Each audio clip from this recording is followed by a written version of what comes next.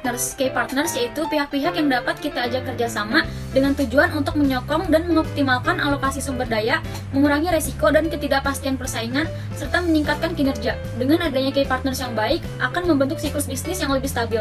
Di K-partners terdiri dari supplier udang, supplier kulit dimsum, supplier kemasan, supplier gas, dan supplier bahan pokok. Kemudian ada key activities, yaitu suatu kegiatan yang berkaitan dengan produktivitas bisnis dan berhubungan dengan suatu produk. Yang pertama itu secara offline. Secara offline dapat kita lakukan dengan mengikuti pameran-pameran bazar makanan dan yang lainnya.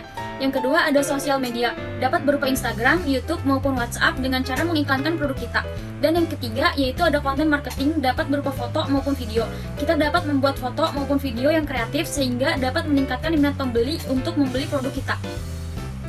Selanjutnya di sini ada key research, di mana merupakan suatu aset yang harus ada di beberapa bisnis, yaitu seperti di dalamnya ada lokasi yang sangat strategis. Di sini apa yang dimaksud dengan lokasi strategis? Yaitu mudah dijangkau untuk masyarakat di luar sana yang akan membeli di bisnis kita. Yang kedua ada sumber daya manusia atau SDM, di mana sumber daya manusia di dalam bisnis kita ini merupakan orang-orang yang akan membuat atau memproduksikan dimsum yang akan kita jual nanti. Kemudian ada yang ketiga, supplier bahan baku yang sangat terpercaya, di mana di sini dimaksudkan adalah bisnis kita mengambil atau membeli bahan baku dari supplier terpercaya yang sudah sangat diyakinkan. Kemudian ada value proposition. Elemen ini adalah elemen yang menunjukkan bahwa produk kita ini memiliki keunggulan dibandingkan dengan produk perusahaan yang memiliki produk sejenis. Contohnya di sini value proposition yang kami buat adalah topping udang pada dimsum Wismin ini akan memberikan sensasi rasa yang berbeda dibandingkan dengan dimsum biasa, yang dimana dimsum biasa ini memiliki topping ayam, lalu topping sosis dan lain sebagainya. Terus juga di sini kita memberikan harga terjangkau karena target konsumen kita itu sangat memperhatikan tentang harga, yaitu money oriented, dan kandungan nutrisi yang tinggi disebabkan oleh topping udang tersebut.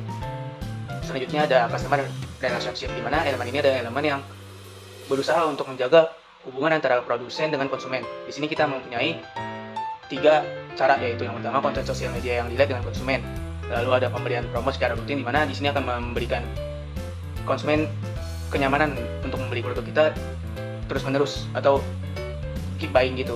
Terus ada pelayanan yang ramah. Nah, pelayanan yang ramah ini juga penting untuk menjaga keserasian antara produsen dengan konsumen, sehingga konsumen merasa aman dan nyaman untuk membeli produk kita dikarenakan pelayanan kita yang ramah. Selanjutnya ada channel, yang dimana channel ini merupakan media interaksi antara bisnis dengan konsumen untuk menyampaikan produk dan layanannya. Kemudian penentuan channel juga menjadi salah satu faktor penentu kesuksesan dalam berbisnis. Jadi dalam suatu perusahaan harus memikirkan apa saja yang akan digunakan untuk menjangkau pelanggan. Misalnya dengan mempromosikan produknya di sosial media. Nah, sosial media ini contohnya ada Instagram, Facebook, WhatsApp, dan lain sebagainya. Dan yang kedua itu adanya ads, yang dimana ads ini artinya periklanan. Kita dapat mengiklankan produk kita sehingga produk konsumen dapat tertarik dengan produk kita sendiri. Kemudian adanya marketplace.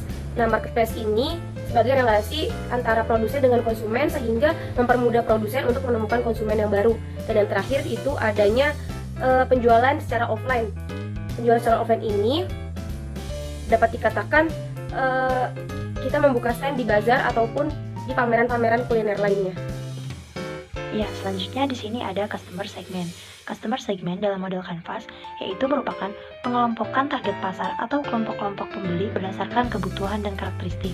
Nah, pada penjualan dimsum ini untuk target pasarnya itu semua kalangan, mulai dari anak-anak hingga dewasa, masyarakat kalangan bawah, kalangan menengah hingga kalangan atas, dan mahasiswa atau pelajar. Hal ini dikarenakan dimsum memiliki harga yang murah, rasa yang enak, dan didampingi dengan saus pendamping seperti saus tomat, saus cabai, maupun saus mustard yang bisa dinikmati mulai dari anak-anak hingga semua kalangan. Oke, next kita lanjut ke cost structure. Cost structure merupakan total keseluruhan biaya yang dikeluarkan perusahaan untuk menunjang seluruh operasional bisnis. Nah, pada usaha dimsum kali ini, rincian biaya yang dikeluarkan meliputi yang pertama ada biaya produksi, yang kedua ada biaya pemasaran. Nah, untuk biaya pemasaran ini merupakan biaya yang harus dikeluarkan untuk memastikan semua produk terbeli oleh konsumen. Contohnya adalah biaya promosi dan iklan yang dilakukan oleh suatu perusahaan tersebut. Yang kedua yaitu ada biaya operasional.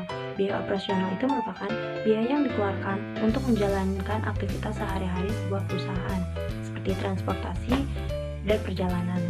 Selanjutnya di sini ada biaya gaji karyawan dan biaya sewa tempat. Pada usaha dimsum kali ini, rencananya kita akan menggunakan mobil untuk tempat berjualan kita nanti. Selanjutnya ada elemen revenue stream, di mana elemen ini didefinisikan sebagai suatu sumber pendapatan bisnis yang didapatkan dari penjualan produk atau jasa. Nah, pada bisnis kita ini, pendapatan utamanya itu diperoleh dari penjualan dimsum udang kepada pelanggan.